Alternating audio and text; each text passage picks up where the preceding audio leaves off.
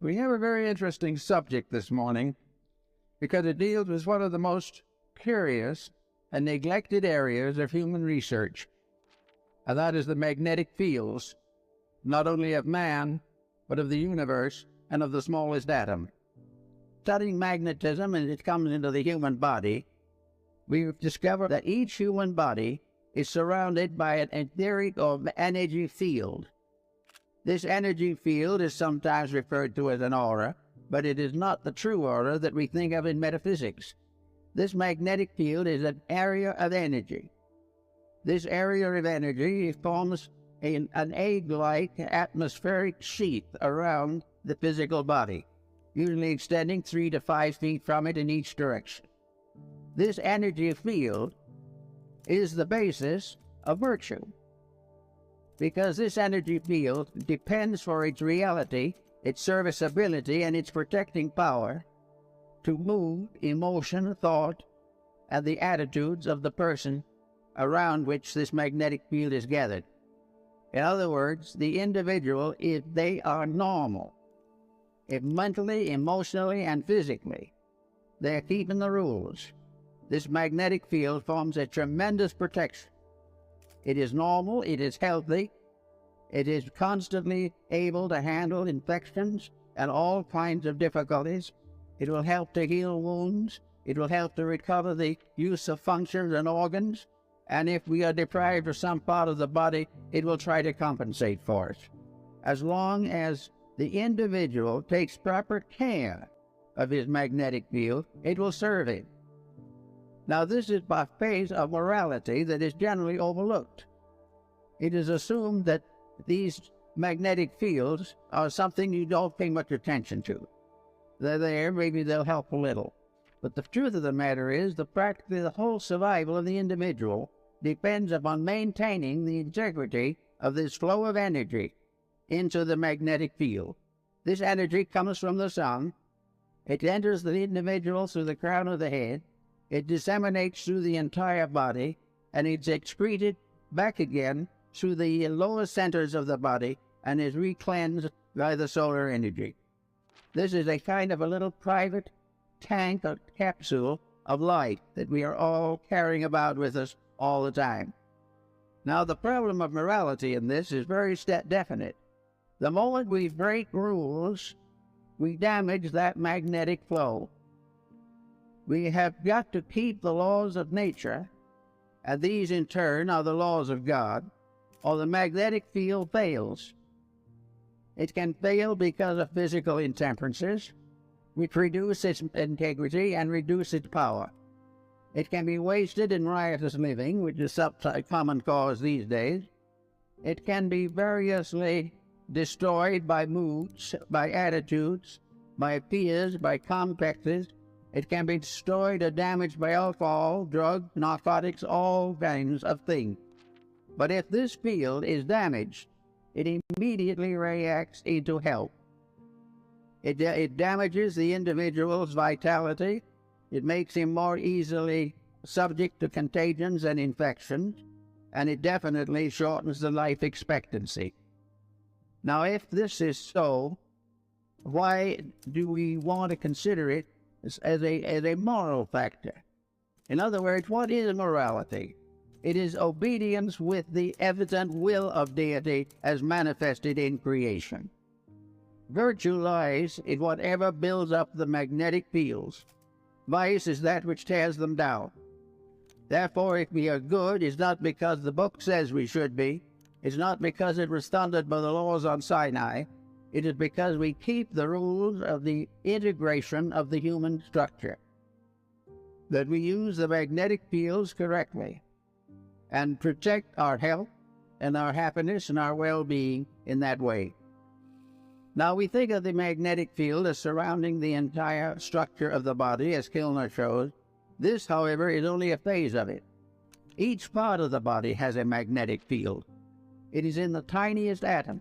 There is no such a thing as a dead particle in the universe.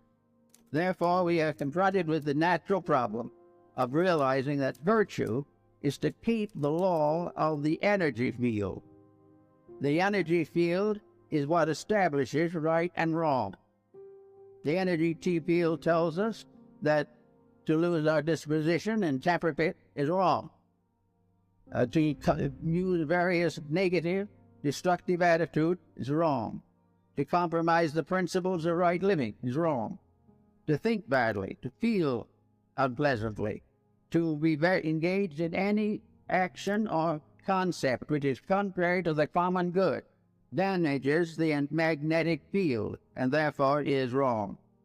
Selfishness injures that field.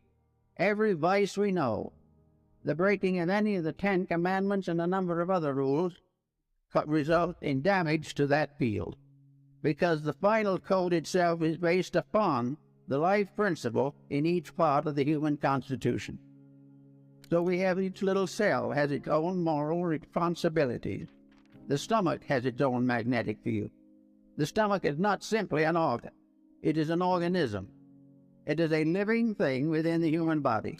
The same is true of the heart, the brain, all the organs, the intestine, all the motor system, the nervous system, the endocrine system. These are all entities. They are entities of magnetic unities. They are part of living organisms that are cooperating together for the common good. To abuse one is to damage all. To neglect one is to neglect all.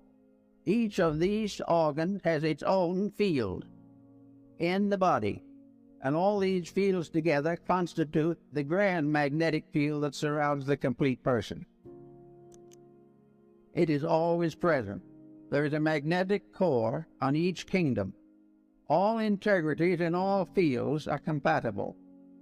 All lack of integrities, all departures from integrity in any or all fields are in conflict constantly. The only way the individual can escape conflict is by never abusing the energy factors of his own life. He must never abuse his body, his emotion, or his mind. He must never permit himself to develop attitudes that are incompatible with the integrity which nature has bestowed. The magnetic fields are absolutely honest. There is no possible way of making them dishonest.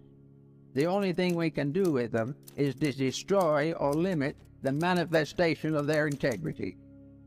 If we break the rule, we lose the benefit of that particular energy. When we lose that benefit, we then say that evil has come to us.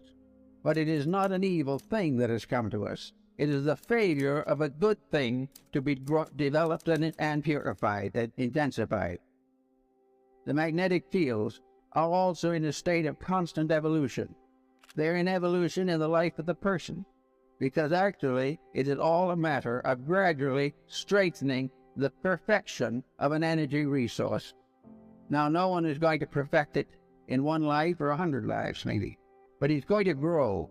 And the more integrity grows, the more rapidly the individual becomes harmoniously adjusted to the principle of life to which he belongs.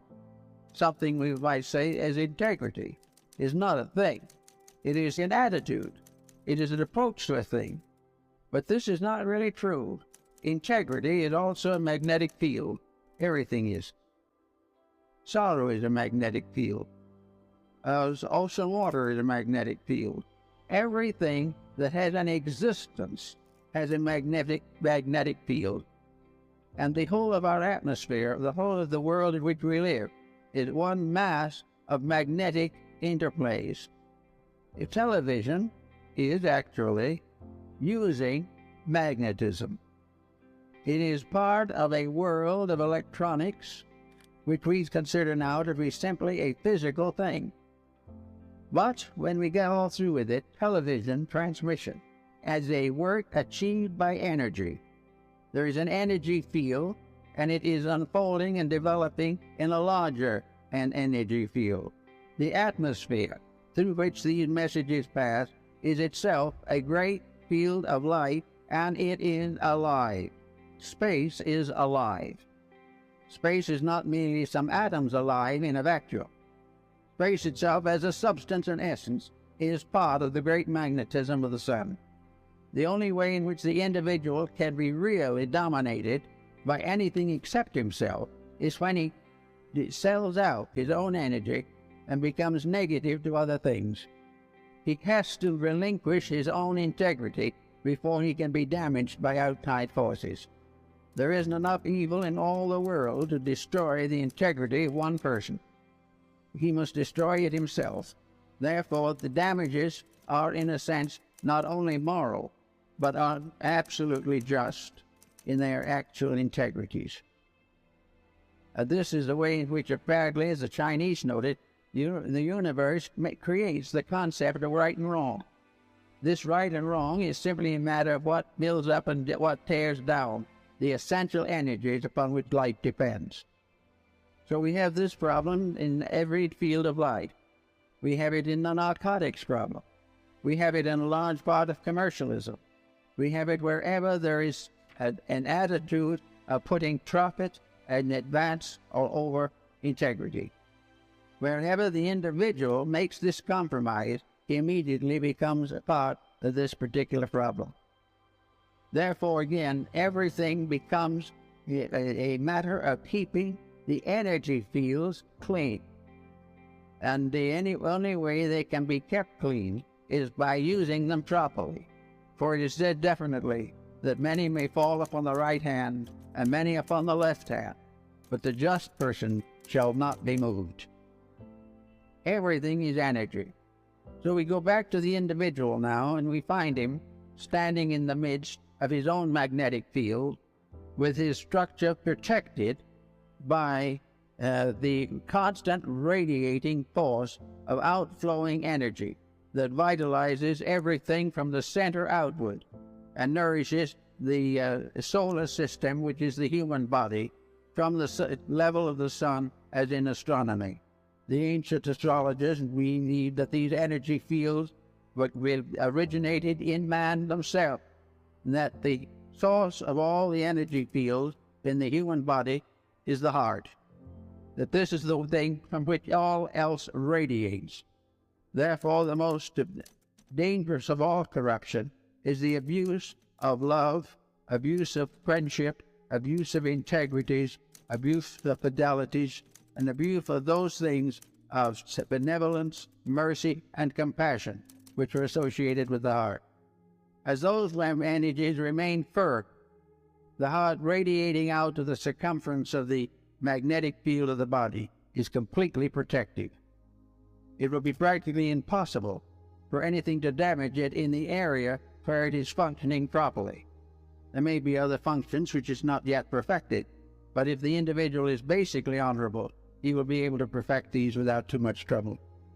Actually, however, if these energies are wrong, if the individual begins to hate somebody, or an individual breaks a friendship from selfishness, for advantage or gain, for physical or economic gain, immediately this defense is down. The individual who cheats has lowered his defenses against being cheated in his own turn. If he does an evil, he opens the way for an evil to be done to him, because he has destroyed the magnetic defenses. So our whole morality is a matter of life energies. It is a matter of gradually bringing all our intemperances into patterns of usefulness and creativeness and constructiveness. It is the gradual victory of a friendship over animosity. It takes the stranger out of existence, puts the friend in its place. Everything is part of working towards an harmonious balance of the natural resources of the solar power. Now we're going to have to finally settle down, and every person will have to decide whether he is going to fulfill his own purposes or whether he is going to obey the laws of nature. If he obeys the laws of nature and understands them, things will be solved. If he keeps on doing as he pleases with no consideration for values or for the rights and purposes of nature, he will be in trouble. Everywhere it is energy, energy that must be properly used.